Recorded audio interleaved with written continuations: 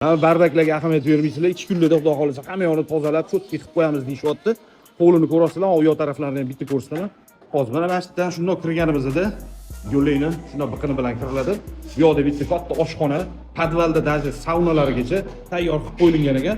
Mana mana shu zina qilyapti. Hop, bu yoqda bitta kattagina zal, bu yoqda bitta yotoqxona bo'lyapti, o'zini sanuzuli bilan bo'lyapti. Qaranglar, podvalga kirildi. Podvalga kirilganda bitta mana shunaqa seyli bo'lyapti. Remontlari polniy bitgan, kafillik qilib qo'yilgan.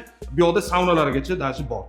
Ikkinchi qavatga ko'tarilganimizda birinchi xona o'zini balkoni bilan, o'zini sanuzuli bilan, ikkinchi xona o'zini balkoni bilan, o'zini sanuzuli bilan, bu yoqda 3-chi sanuzulimiz bo'lyapti.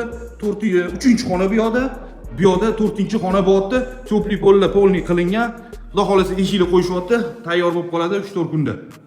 Qo'lini ko'rasizlar, kattagina. Mana bu tarafda mana yozgi oshxonaga joylari ham bor. Agar buni bo'lib olsanglar, bitta zali, bitta qanaqadir spalnik qilib qo'ysa ham bo'ladigan shart-sharoitlari bor.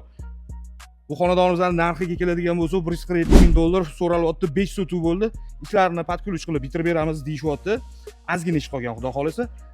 Fasad qismlarini o'zingizlar qo'ldan kelgancha bitirib olasizlar. Kimgadir qiziq bo'lsa aloqaga chiqinglar. Narx va shu zo'r narxda bo'ldi. $147,000 5 sotuvlik katta ittifoqda joylashgan xonadonimizga aloqaga chiqinglar. Inshaalloh chiroyli narxlarda barakasini qilib yuborsa bo'ladi.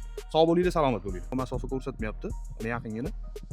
Mana shu xonadonimizda bo'ladi, sotuvga chiqayotgan.